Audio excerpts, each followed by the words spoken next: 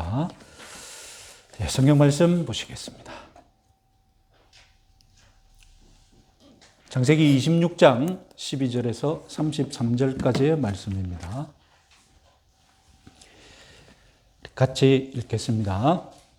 이삭이 그 땅에서 농사하여 그 해에 100배나 얻었고 여호와께서 복을 주심으로 그 사람이 창대하고 왕성하여 마침내 거부가 되어 양과 소가 떼를 이루고 종이 심이 많으므로 블레셋 사람이 그를 시기하여 그 아버지 아브라함 때에 그 아버지의 종들이 판 모든 우물을 막고 흙으로 메웠더라. 아비멜렉이 이삭에게 이르되 네가 우리보다 크게 강성한즉 우리를 떠나라.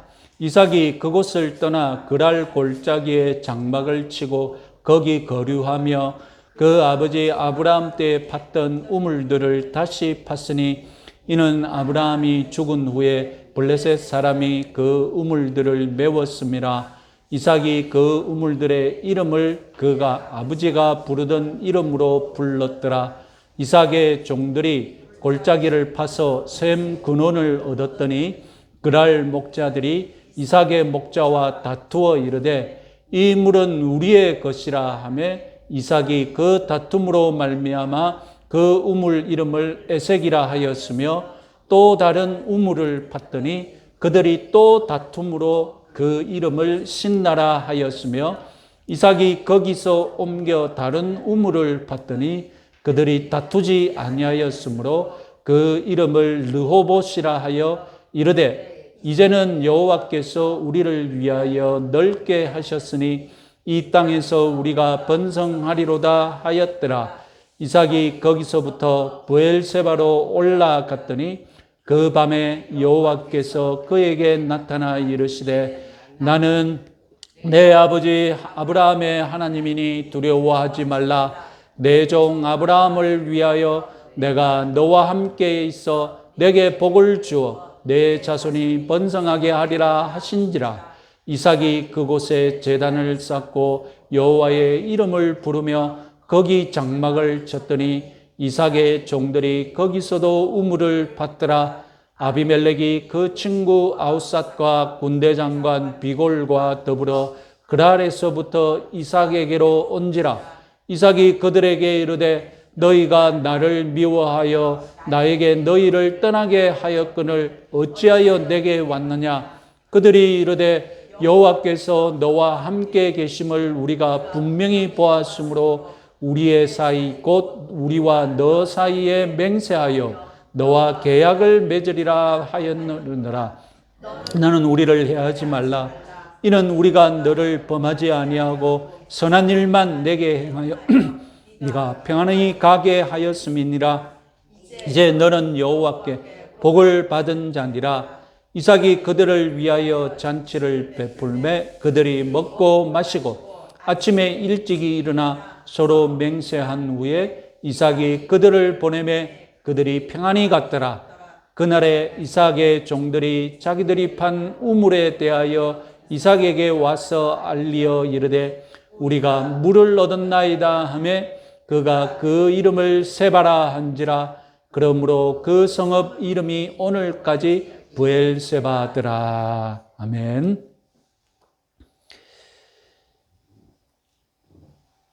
이삭의 이야기에서 이삭이 단독 주인공으로 등장하는 경우는 창세기 26장 단 한 장뿐인데 흥미롭게도 창세기 26장에서 아브라함의 이름이 7번 나옵니다.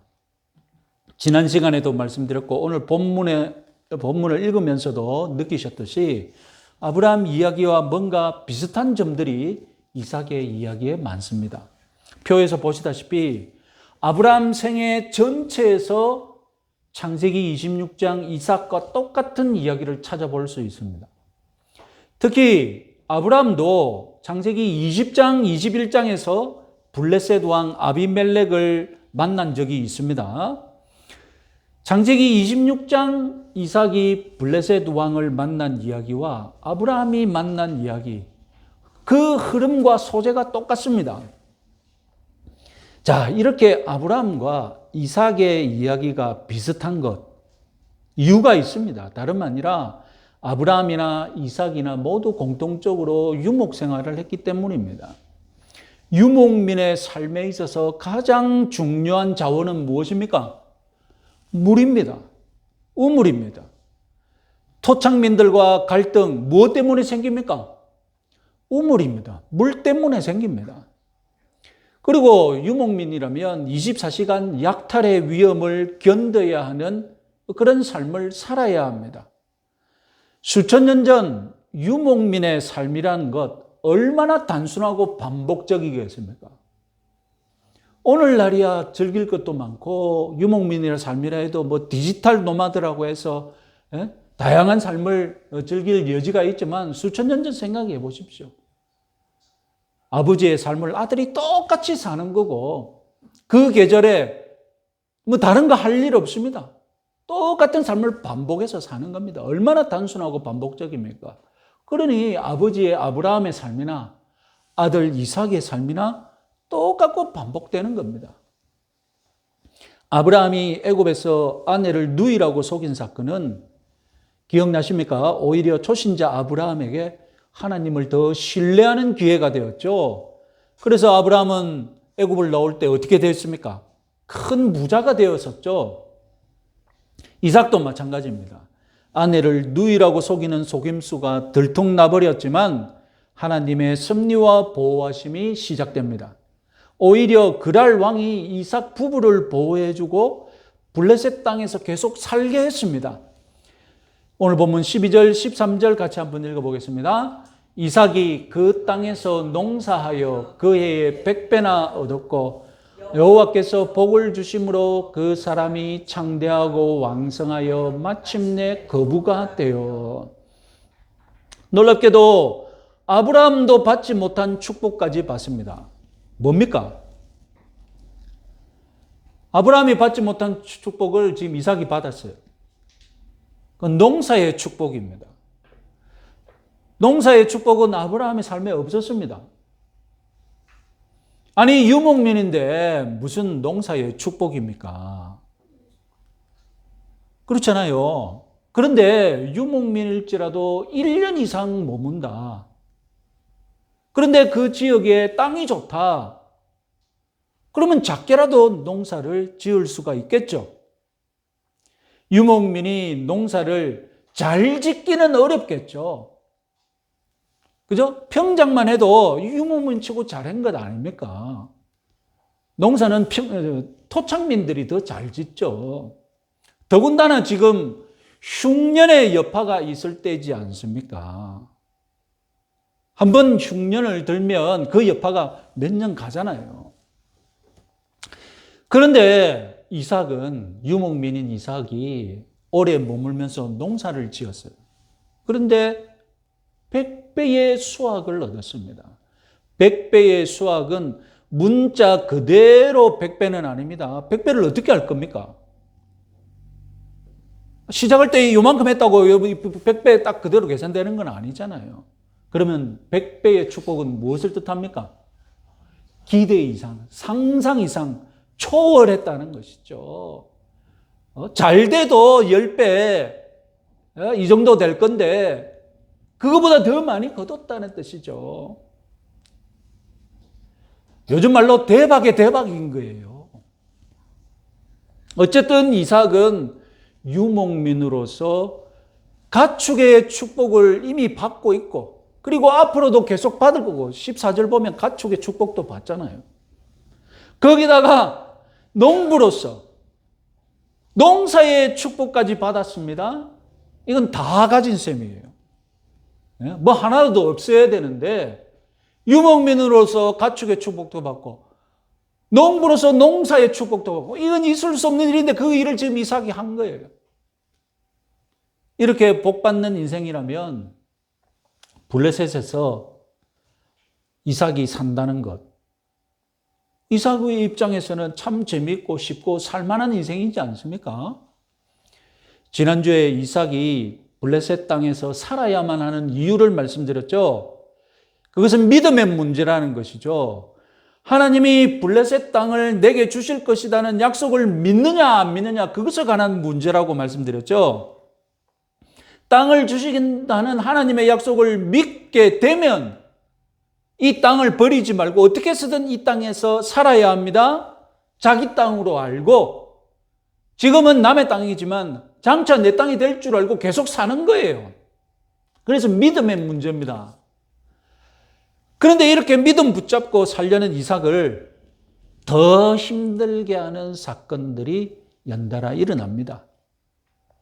14절에서 이삭이 부유해지는 것을 시기한 블레셋 사람들이 이삭이 농사 짓는 데 쓴 그 우물, 이삭이 가축을 먹이는 데 쓴 그 우물을 막아버리고 심지어 도시에 출입하지 못하게 쫓아버린 겁니다.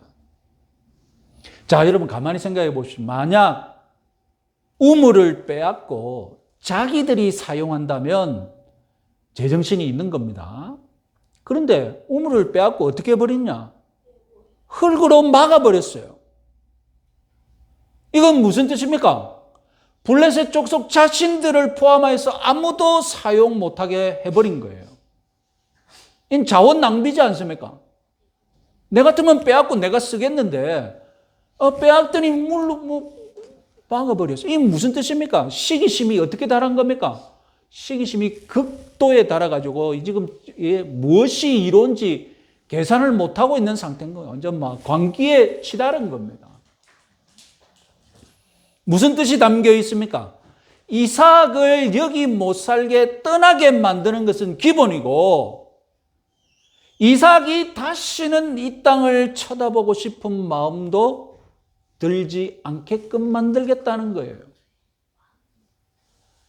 그리고 이삭 같은 경우가 또 있었어는 안 된다는, 제2의 이삭이 있었어는 안 된다는 그런 심보로 그 귀한 우물을 막아버린 거예요. 그리고 아비멜렉은 창세기 21장에서 아브라함과 맺었던 상호 불가침 조약, 상호 좋은 일을 하자, 상호 했던 그 동맹 관계를 파해버리고 이삭을 쫓아버립니다. 나가라. 난 너 더 이상 보호하지 않겠다. 이제 동맹이 깨졌으니 이것은 무슨 관계가 어떻게 하면 허락이 되는 겁니까? 이제 내가 너를 공격할 수도 있다. 자, 모아둔 재산은 엄청 많은데 이 땅에서 살지 못한다면, 더군다나 안전이 보장되지 않는다면 여러분 같으면 어떻게 하시겠습니까? 이삭은 어떻게 대응할까요? 두 가지 노선이 있습니다. 첫 번째, 아무도 믿지 못하겠다. 이 땅이 언제 내 것이 될지도 모르는데 이 땅에 목숨 걸지 말자. 재산을 정리하고 잘 살 수 있는 곳, 차별이 없는 곳으로 떠나자. 이와 반대되는 노선은 무엇입니까? 아버지 아브라함을 본받자. 언젠가는 하나님이 이 땅을 내게 주실 것이니 내가 지금 고생하지만, 내가 지금 위험한 땅이지만 하나님 말씀대로 이 땅에서 한번 계속 살아보자. 그렇게 결심하는 노선이 있을 수 있습니다. 17절, 18절 말씀 같이 한번 읽어보겠습니다. 이삭이 그곳을 떠나 그랄 골짜기에 장막을 치고 거기 거류하며 그 아버지 아브라함 때 팠던 우물들을 다시 팠으니 이는 아브라함이 죽은 후에 블레셋 사람이 그 우물들을 메웠습니다. 이삭이 그 우물들의 이름을 그의 아버지가 부르던 이름으로 불렀더라. 이삭이 선택한 것은 지금 당장 나가라고 하니까 나갔어요. 그런데 어디 가는 겁니까? 그 옆으로 옮겼어요. 그랄에서 쫓아내니까 그랄 골짜기로 갔어요. 골짜기에는 사람이 좀 안 살 때니까. 이삭이 선택한 것은 아브라함의 우물이 있는 곳이었습니다. 아브라함을 따르는 믿음의 노선을 선택했습니다. 그리고 아브라함이 썼던 그 옛날 이름을 우물을 파고 아브라함이 불렀던 그 이름으로 우물을 불렀어요. 이거는 누구 것이라는 겁니까? 아브라함 때부터 아브라함이 쓰던 우물이니 아브라함의 아들인 내가 쓸 수 있다. 이 내 것이다.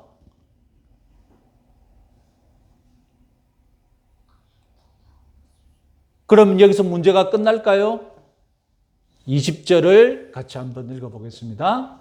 그랄 목자들이 이삭의 목자와 다투어 이르되 이 물은 우리의 것이라 하며 이삭이 그 다툼으로 말미암아 그 우물 이름을 에색이라 하였더라. 그랄 목자들이 또 우물에 대한 기득권을 주장했습니다. 자, 똑같은 차별을 두 번 받았습니다. 두 번 다 생명과 관계된 우물을 빼앗긴 일입니다. 그러면 여기서 예상이 되는 바가 있죠. 다음번은 또 어떻게 될까? 다음번은 우물만 빼앗아 갈까? 자, 여러분 같으면 이번에는 어떻게 하시겠습니까? 야, 진짜 더러워서 못 살겠다. 진짜 짐 싸서 이들이 없는 땅 이민 가야 하지 않겠습니까? 그러나 이삭은 블레셋을 떠나지 않습니다. 순순히 우물을 양보하고 세 번째 우물을 팝니다. 설마 이 우물마저 빼앗아 가겠는가? 이런 심정으로 이삭이 우물을 팠을까요? 이삭이 만약에 세 번째 우물을 팔 건데 이 세 번째 우물마저 빼앗긴다면 어째 이런 일이 세 번씩이나 하고 기가 막히고 허탈해 할까요?